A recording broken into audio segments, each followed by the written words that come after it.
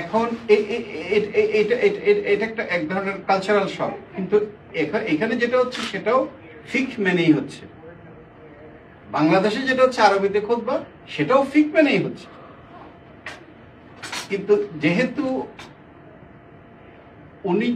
উনি যেহেতু হয়তো পুরোপুরি মিলাতে পারছেন না যে সময়ের সাথে স্থানের সাথে, স্থান কাল পাত্র যে শব্দটা আছে ওটার সাথে যে ফিকের অ্যাপ্লিকেশনটা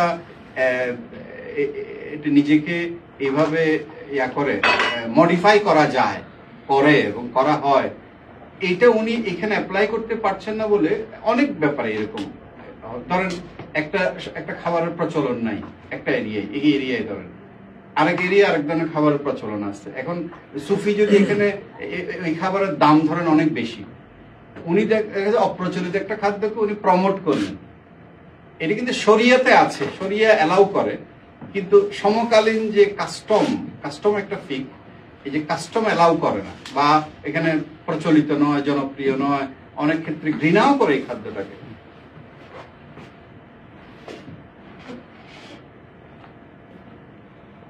যেমন ধরেন গুইসাপ, আমি একটা উদাহরণ দিই, গুইসাপ খাওয়া যায়। তারপরে ধরেন ফরিং খাওয়া, মানে যেটাকে আমরা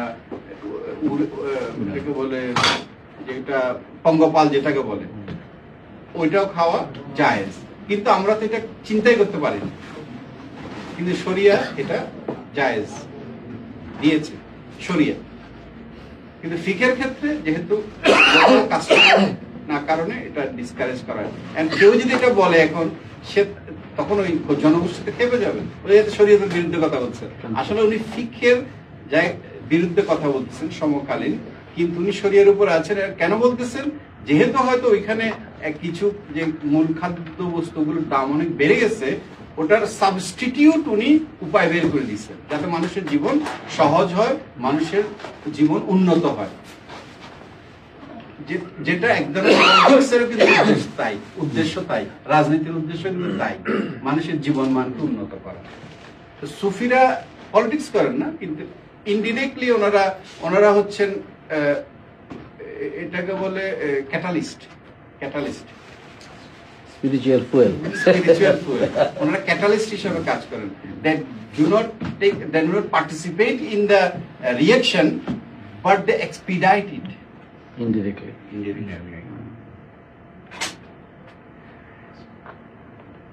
আর দ্বিতীয় হচ্ছে সালাতের কথা আমরা বলছি। সালাতের ব্যাপারে মাইজবানি তরিকার একটা গুরুত্বপূর্ণ কিতাব, আমাদের সাকলাইন সাহেব বলছেন যে বেলায়েত মুতলাকা, এটার মধ্যে সালাতের ব্যাপারে উল্লেখ আছে। সালাত শব্দটা হচ্ছে সালউন থেকে উদ্ভূত।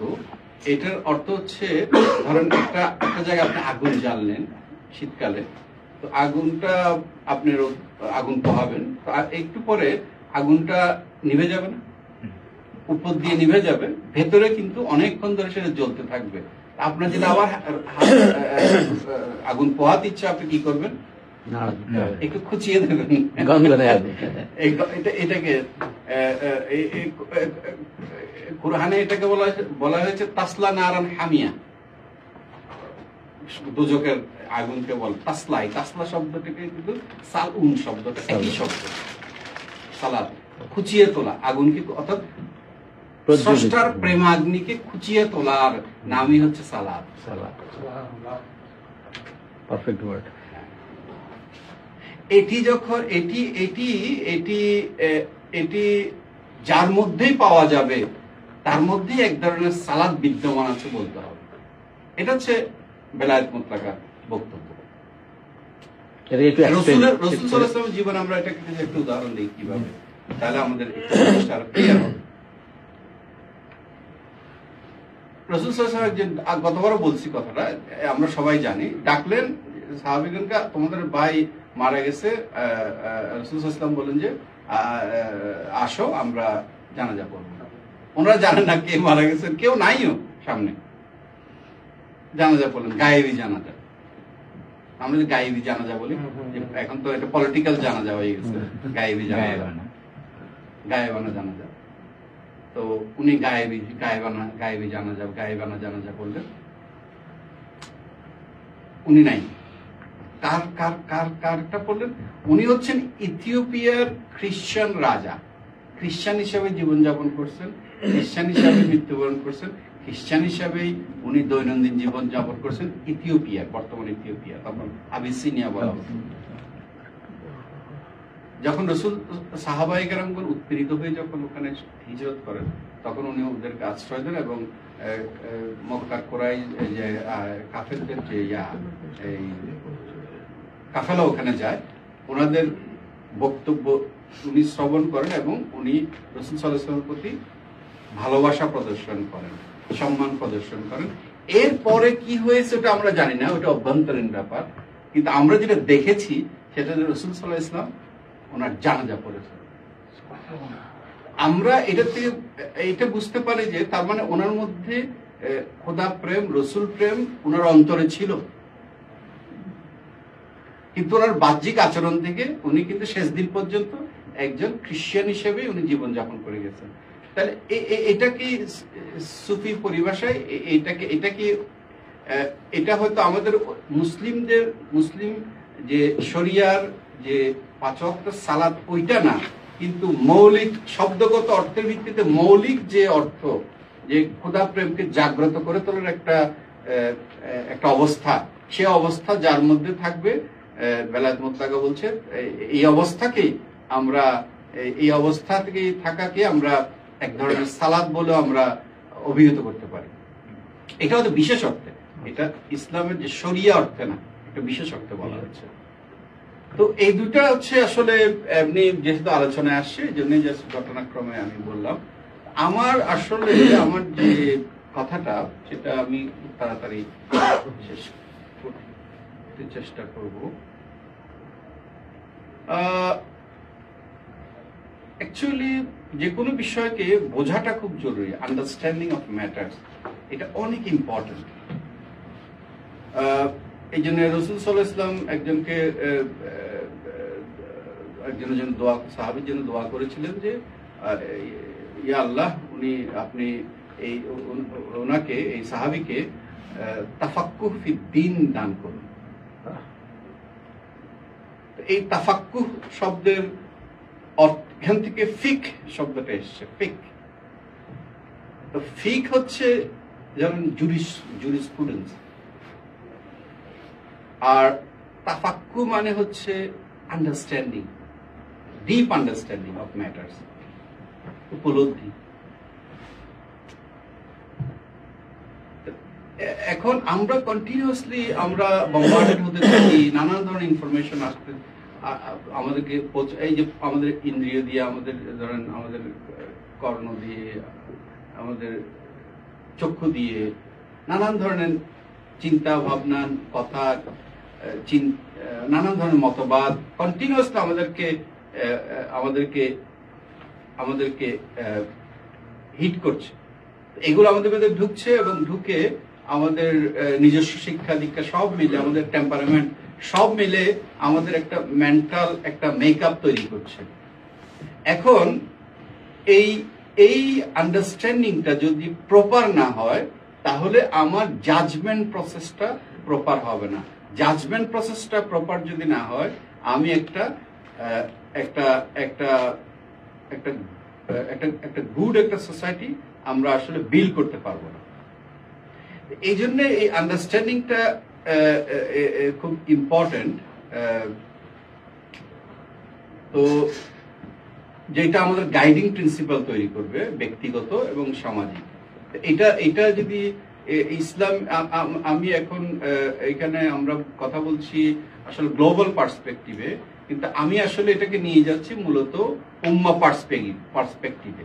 কারণ পুরো গ্লোবাল পার্সপেক্টিভে হয়তো কিছু হয়তো টেন্ডেন্সি আমরা মরাল ক্রাইসিসের কিছু হয়তো আমরা আইডেন্টিফাই করার চেষ্টা করব, কিন্তু তার আগে আমরা একটু স্পিরিট অফ কোরআনিক উইজডমের দিকে একটু খেয়াল করি।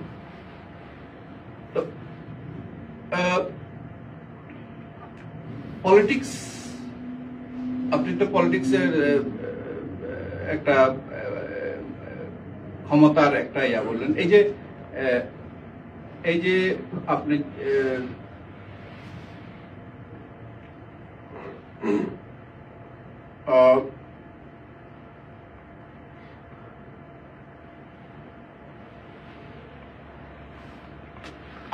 আমি এটা বলি আগে, এটা হচ্ছে সূরা আল জুমার থেকে 2 নম্বর আয়াত।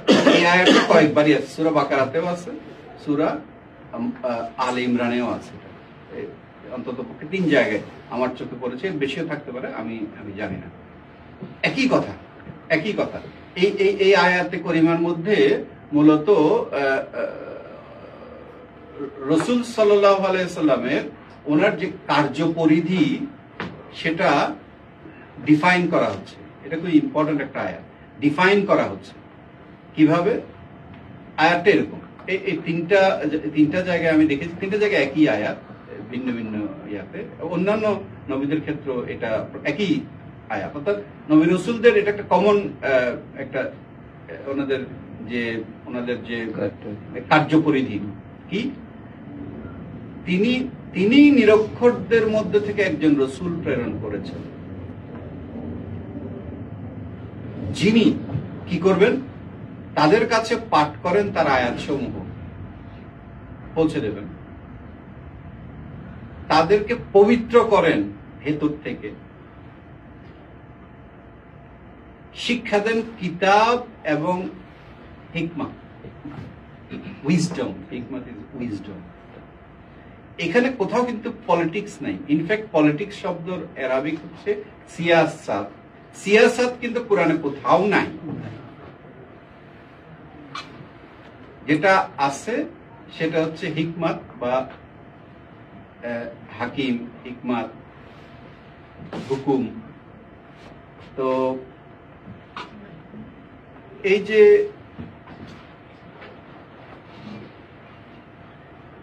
যেটি এই শব্দটা কয়েক ফর্মে প্রায় 220 বারের মতো কোরআন শরীফে আছে। প্রত্যেকটা জায়গায় জাজ বা জাজমেন্ট হিসাবে এটাকে বলা হয়েছে, রুলার হিসাবে না। আর হিকমা যখন বলা হচ্ছে তখন বলা হচ্ছে উইজডম আকারে, রাজনীতি আকারে কোথাও কিন্তু কোরআন শরীফ এটা আসেনি। এবং নবী কেরামগণের জীবনীও যখন দেখি, মুসা আলাইহিস সালামের কথাই ধরেন, উনি ফেরাউনের সাথে সংগ্রাম করলেন এবং উনি কিন্তু কনফ্লিক্টে গেলেন না, উনি স্পেস তৈরি করলেন। উনি ওনার ইয়াদেরকে নিয়ে উনি সরে যাচ্ছিলেন, যেখানে আমরা জানি যে ফেরাউনকে পানিতে ডুবিয়ে দেওয়া হলো, সে মৃত্যুবরণ করলো। কিন্তু তারপরে হযরত মুসা আলাইহিস সালাম মিশরের সিংহাসনে বসে কিভাবে রাজকার্য পরিচালনা করেছেন, এই বর্ণনা কি কখনো কোথাও দেখেছেন? কোরআন শরীফে কোথাও দেখেছেন? কোথাও দেখেন। আমি যেটা বোঝাতে চাচ্ছি সেটা হচ্ছে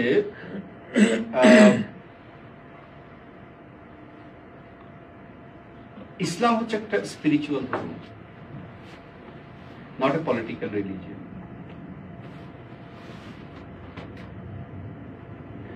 পলিটিক্স আমরা যেটা বুঝি রাসূল সাল্লাল্লাহু আলাইহি ওয়াসাল্লামের যে জীবনে, যেটাকে পলিটিক্স বলি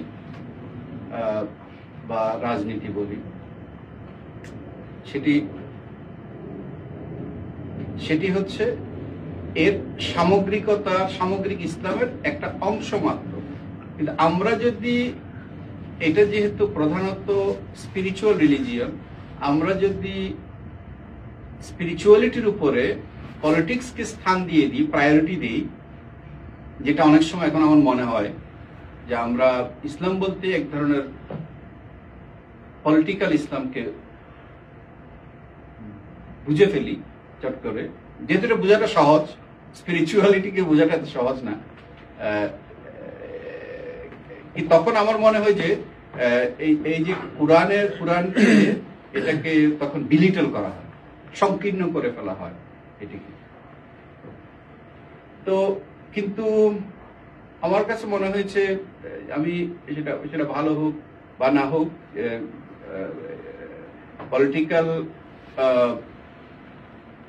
political interpretation of Islam is more dominant than the spiritual interpretation of Islam. Somehow it is dominating, and it's not good. কারণ পলিটিক্সের যে নানান ধরনের শত্রু তৈরি করার একটা ন্যাচারাল একটা থাকবে পলিটিক্সের,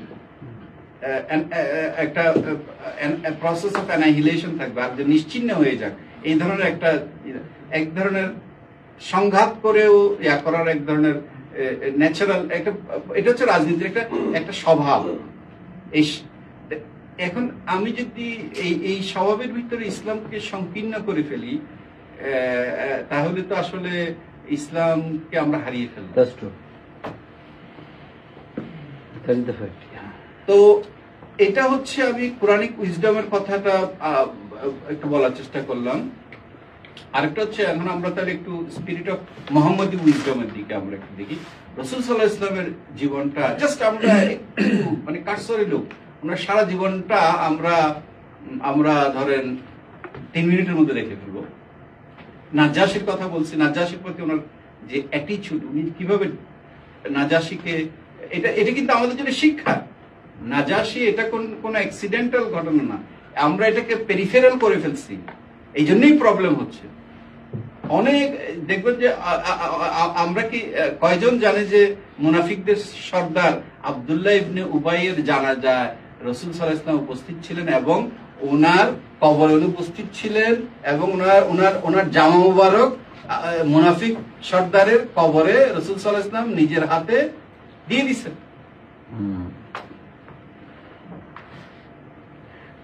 আপনি শত্রুকে কিভাবে ট্রিট করবেন,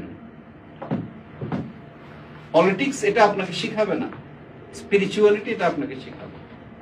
এখন আমি যদি রাসূল সাল্লাল্লাহু আলাইহি ওয়াসাল্লাম পলিটিক্যাল লিডার হিসেবে আইডেন্টিফাই করে অন্য সব কিছু ভুলে যাওয়ার ব্যবস্থা করি, তখন কিন্তু আমরা আসলে হারাই যাব। রাসূল সাল্লাল্লাহু আলাইহি ওয়াসাল্লাম কি করেছেন? হুদায়বিয়াতে কি করেছেন? সন্ধি করেছেন।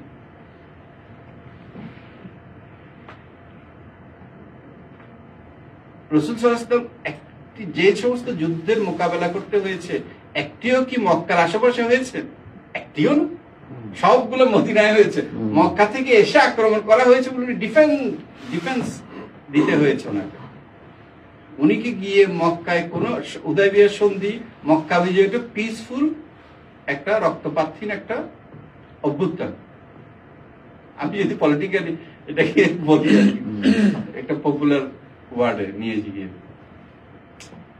কিন্তু উনি কিন্তু ওখানে গিয়ে মারধর করা, বন্দি করা এগুলো করেননি। কিছু কিছু উদাহরণ হয়তো আমরা হাদিস শরীফ থেকে আমরা তুলে আনতে পারি, এবং বিভিন্ন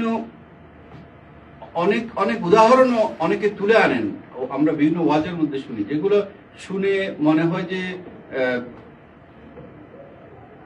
ঘৃণা করাটা একটা ভালো কাজ ইসলামের, কিন্তু আসলটা সেটা নয়। যেখানে কিছু নেগেটিভ কথাবার্তা আছে, বুঝতে হবে ওগুলো স্পেসিফিক কিছু জায়গা, একটা টাইম এন্ড পিপলের জন্য, ওদের কিছু স্পেসিফিক বিহেভিয়ারের জন্য ওরা ওগুলোর উপযুক্ত হয়েছে।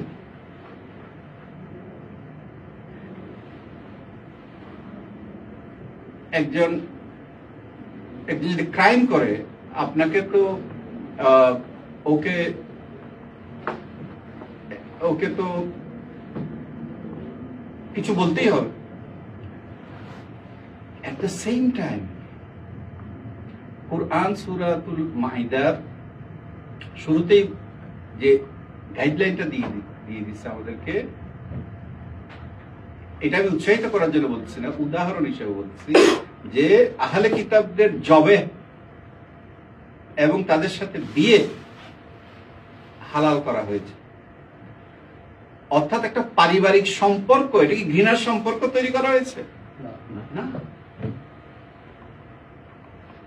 তৎকালীন সময়ে যখন আহলে কিতাবদের জবে এবং তাদের সাথে বিবাহ সম্পর্ক, পারিবারিক সম্পর্ককে কুরআনে বৈধ করেছে আল্লাহ রাব্বুল আলামিন,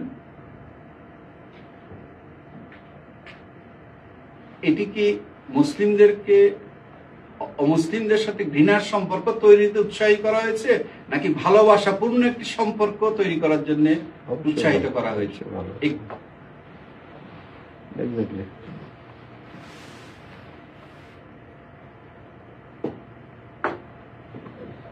তো এই হচ্ছে আসলে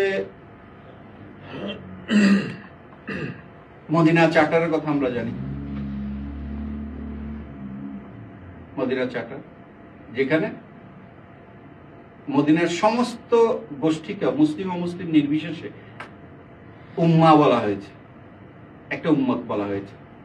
উম্মতের একটি স্পেসিফিক, একটা স্পেশাল ডেফিনিশন। এটা এটা এটা মুহাম্মদী শরীয়তের উম্মাহ না, এটা একটা স্পেশাল উম্মাহ। কিন্তু উম্মাহ শব্দটা ব্যবহার করা হয়েছে। মদিনায় দেখলেন যে রাসূল সাল্লাল্লাহু আলাইহি ওয়াসাল্লাম দেখলেন ইহুদিরা রোজা রাখছে, উনি বলেন যে আমিও রোজা রাখবো। মুসার উপর তো আমার অধিকার বেশি। কিন্তু এটা হচ্ছে, এটা কি করলেন উনি? ইহুদিদের একটা আচরণকে, ধর্মীয় আচরণকে উনি অ্যাকসেপ্ট করে নিলেন। এটা দ্বারা কি বোঝা গেল? বোঝা গেল যে যদি ইসলামের মৌলিক নীতির সাথে সাংঘর্ষিক না হয়, ওদেরও কোন রীতিনীতি আচার আচরণকে আমরা যদি এটা মৌলিক নীতির সাথে সাংঘর্ষিক না হয়, তাহলে আমরা অবশ্যই কশাসলি আমরা অ্যাকসেপ্ট করাতে কোনো ইসলামিক বিধিনিষেধ নাই। এখন এই কোরআনিক উইজডম, রাসূল সাল্লাল্লাহু আলাইহি ওয়াসাল্লামের এই উইজডমকে যদি আমরা এইভাবে না দেখে আমরা যদি পলিটিক্যালি দেখি, তখন আপনি শুধু ওয়াল দেখতে পাবেন, আপনি ব্রিজ দেখতে পাবেন না, আপনি ডিভিশন দেখতে পাবেন, আপনি কানেকশন দেখতে পাবেন না। ইসলাম চাচ্ছে কি? ইসলাম চাচ্ছে কমনালিটিস এর ভিত্তিতে একটা, এই যে আমরা বলি তৌহিদ আদিয়ান, যে প্ল্যাটফর্ম তৈরি করা, যে সবাইকে একটা একটা একটা একটা একটা একটা একটা একটা প্রগ্রেসিভ, একটা পিসফুল, একটা একটা একটা সোসাইটির তো কিছু প্রিকন্ডিশন থাকবে, এমনি এমনি এটা হয়ে যাবে না। এটা তো কিছু গাইডিং প্রিন্সিপালের মাধ্যমে এটাকে পেতে হবে, আমাদেরকে তৈরি করতে হবে। তো এখন এই যে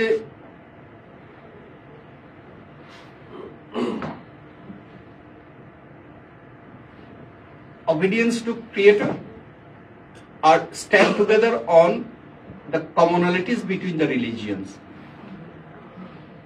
একজন বলছেন যে সব ধর্মের মধ্যে কিন্তু এক স্রষ্টার, এই যে আজকে গানে আছে, এক ব্রহ্মা দ্বিতীয় নাস্তি, এক বিনা দ্বিতীয় নাস্তি, সর্বধর্মে একই তত্ত্ব। এটা হচ্ছে commonality between all the religion. দ্বিতীয় হচ্ছে একটা কমনালিটি, আরেকটা হচ্ছে এই যে আরেকজন বললেন যে সব ধর্মই কিন্তু ভালো কাজ উৎসাহিত করে, চুরি করা কোন ধর্মে কি বলছে না তোমরা চুরি করো, চুরি করা মহৎ কাজ, কোন ধর্মে কখনো বলে না। দেখুন যে এই কথাগুলো কমন, এগুলো সব ধর্মে একই আছে, কিন্তু কিছু কিছু এক্সপ্রেশন ডিফারেন্ট। ওগুলো তো ডিফারেন্ট। ওগুলো এখন আমরা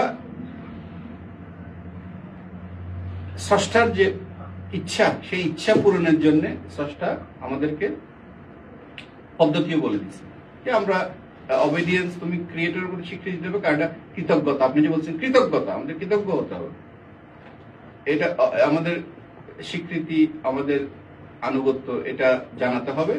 এবং আমাদের অন্য সব ধর্মের যে কমনালিটিস গুলো আছে তার ভিত্তিতে আমাদেরকে একটা একটা একটা সংঘাতবিহীন একটা সমাজ আমাদের তৈরি করতে হবে। এটা কিভাবে তৈরি হয়েছে আমি আরেকটা বলি। ইসলামে সবাই মুসলিম এবং এখানে অন্য কোন ধর্মের কোন মানুষ নাই, এই ধরনের পজিশনকে বলে দারুল ইসলাম, দেশটাকে বলে দারুল ইসলাম। আরেকটা হচ্ছে যেখানে মুসলিমরা বসবাস করে কিন্তু তারা তাদের ধর্মীয় যে স্বাধীনতা সেটি নাই, এটিকে বলে দারুল হরব। এখানে এই দেশে যুদ্ধ করা যায়, কিন্তু দেখেন ওই যে নাজাশির যে সময়টা, নাজাশির কাছে মক্কার ইয়ারাও গেল এবং কাফেররাও গেল এবং মুসলিমরাও গেল। উনি কিন্তু মুসলিমদের যে ধর্মীয় অধিকার, যে রেসপেক্ট, যে ওদের যে যা প্রাপ্য সবকিছুই নাজ্জাশী কিন্তু দিয়েছিলেন। ওটা ছিল দারুল আমানের একটা প্রোটোটাইপ, এইটা এসে এই দারুল আমানটা পরে যখন এখানে খ্রিস্টানরা আসলো, তারপরে সমস্ত সবাইকে খ্রিস্টানরা তো আসলে ইংরেজরা আসছে, যেহেতু ওরা খ্রিস্টান, এই জন্য আমি বলতে চাচ্ছি ভারতীয় উপমহাদেশে যখন আসলো, ওরা রাজ্যে শাসন করলো, মুসলমানদেরকে ধর্মীয় স্বাধীনতা দিল, সবাইকে ধর্মীয় স্বাধীনতা দিল, রাজনীতিটা ওরা নিয়ন্ত্রণ করলো। তখন ফুকাহায়ে কেরাম একটা টার্ম ওনারা বললেন, এটা হচ্ছে দারুল আমান। তখন বিতর্ক হতো যেখানে জুমার নামাজ হবে কি হবে না, কারণ যেখানে দারুল হরব, যেখানে যুদ্ধ বৈধ, সেখানে কিন্তু জুমার নামাজ হবে না। তখন ফুকাহায়ে কেরাম বললেন যে এখানে জুমার নামাজ হবে, কারণ এটা দারুল ইসলাম না, ঠিক আছে, কিন্তু এটা দারুল হরবও না, এটা যুদ্ধ, যেটা আমাদের ধর্মীয় স্বাধীনতা আছে, এটা হবে দারুল আমান। তো এই যে কমন স্পেসটা তৈরি করলেন ফুকাহায়ে কেরাম, এটা হচ্ছে ইসলামিক স্পিরিট। তো এই আর কি সুফি উইজডম, আর যেটা আমরা বলতে চাচ্ছিলাম যে সুফিজম এগুলোই আমি আসলে সব সুফি উইজডমের কথাই বলছি, কারণ আসলে আলটিমেটলি সুফি বা তাসাউফ তো ইসলাম থেকেই উদ্ভূত। ওই যে বললাম, যেহেতু কোরআনিক এন্ড প্রফেটিক উইজডমকে এটি বহন করে থাকে, অনেক সময় প্রচলিত ফিকের সাথে এটার হয়তো মিলে না, কিন্তু এটা কিন্তু মৌলিক যে উইজডম সেটিকে এটা পুরোপুরি অনুসরণ করে। যাই হোক, এই সুফিজম তো it's a process of internalisation. এটা আমাদের ভেতর থেকে আমাদেরকে একটা হাই জাজমেন্ট অ্যাবিলিটি ডেভেলপ করাতে সাহায্য করে, একটা ডিপ আন্ডারস্ট্যান্ডিং এ সাহায্য করে। কোরআন কারীমে বলা হয়েছে যে তোমরা দাওয়াত দেবে আলা বাসিরাত, অর্থাৎ ইনসাইটফুল দাওয়াত দিবে। এমন দাওয়াত দিবে না যে দাওয়াতের মাধ্যমে একটা ধর্ম প্রতিযোগিতা তৈরি হবে, ধর্ম প্রতিযোগিতা একটা ধর্ম যুদ্ধের দিকে নিয়ে যাবে, পুরো সমাজের দ্বন্দ্বের দিকে নিয়ে যাবে। আলাবাসিরা দাওয়াত দিতে বলা হয়েছে। এই জন্য আমাদের এখন যে অনেক দাওয়াতকে আমাদের স্ক্রুটিনাইজ করা দরকার, এগুলো আলাবাসিরাত দাওয়াত হচ্ছে কিনা, আলাবাসিরাত মানে হচ্ছে ইনসাইটফুল দাওয়াত হচ্ছে কিনা। সম্ভবত সূরা ইউসুফের আয়াত এটা, আলাবাসিরাত এই শব্দটা।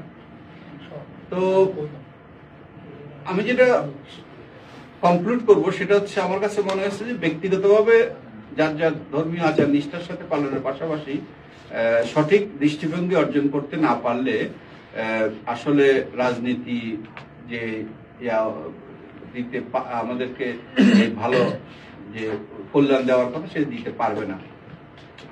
আর অনেক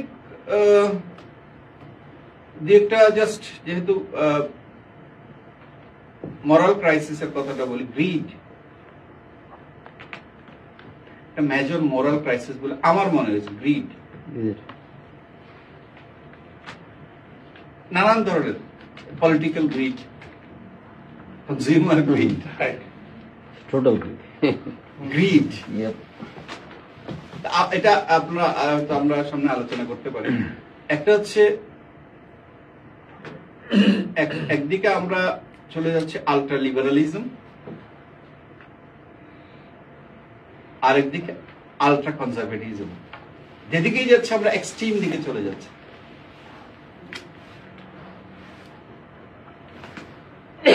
তো আমাদের গাইডিং ভ্যালুস অফ রিলিজিয়ন্স যেগুলো, এটাই হচ্ছে সুফিজম, এটাই হচ্ছে তাসাউফ, যেটা কমিউনিটিসকে বেস করে, হারমোনিকে বেস করে, মার্সিকে বেস করে, ফ্রিডম অফ বিলিফকে বেস করে, ফ্রিডম অফ স্পিচকে বেস করে, ন্যায়, নীতি, সাম্য, দয়া এই গুণগুলোকে প্রমোট করে। তো আমরা যদি এই ক্রাইসিসকে, এই যে গ্লোবাল ক্রাইসিসকে আমরা যদি অ্যাড্রেস করতে চাই, আমার কাছে এই বিষয়গুলোকে আমরা যদি একটু অ্যাড্রেস করি আরো ভালো করে, তাহলে আমরা হয়তো কিছু কন্ট্রিবিউট করতে পারবো ওই প্রদীপের মতো, যে যতটুকুই পারি আমরা প্রদীপের মতো আমরা কিছু যদি করতে পারি সেটাই ভালো। আর এটা আমরা পরবর্তীতে হয়তো আরো আলোচনার মধ্যে আমরা চেষ্টা করবো এটাকে ইলাবোরেট করার জন্য। তো ধন্যবাদ। আমার এই আমার বক্তব্য। আমি জানি না আমি জাস্টিস করতে পারছি কিনা, মনে হয় না। ইনশাআল্লাহ হয়তো আরো কিছু পয়েন্ট ছিল, সেগুলো আমরা পরে যদি সুযোগ হয় আমরা অন্য সময় আলোচনা করব। আপনাদের সবাইকে ধন্যবাদ আজকে এই অনুষ্ঠানে উপস্থিত থাকার জন্য, এত ব্যস্ততার মাঝখানে। তো আশা করি আমরা যেভাবে আপনারা পরামর্শ দিয়েছেন সেই পরামর্শগুলো আমরা নিশ্চয়ই করব, এবং এটার যে ট্রান্সক্রিপ্ট আমরা যদি তৈরি করতে পারি আজকের অনুষ্ঠান এবং গত অনুষ্ঠানেরও, আমি আপনাকে বলবো ট্রান্সক্রিপ্টটা গত অনুষ্ঠান এবং এই অনুষ্ঠানের একটু সামারি ফর্মে হলো ট্রান্সক্রিপ্ট, যদি আমি জানি না ট্রান্সক্রিপ্টটা সামারি ফর্ম বলে কিনা, নাকি হুবহু ভার্বাটিম হতে হবে, summarise as it is transcript possible না, যে সামারাইজ পসিবল না, সামারাইজ একটা তৈরি করে। আর যদি সম্ভব হয় পাবলিকেশনের দিকে আমরা এগিয়ে যাব। আপনাদের সবার সহযোগিতা আশা করছি এ ব্যাপারে, এবং আমরা আরো বৃহত্তর পরিসরে যদি সম্ভব হয় এগুলো আলোচনা করে, বিশেষ করে যে বলেছেন যে আমাদের সন্তানদের মাঝেও এই কথাগুলো আমাদের জানান দেওয়া উচিত, কারণ তাদের তো গাইডিং প্রিন্সিপাল লাগবে, তারাই তো পৃথিবীকে তৈরি করবে। তো ধন্যবাদ সবাইকে।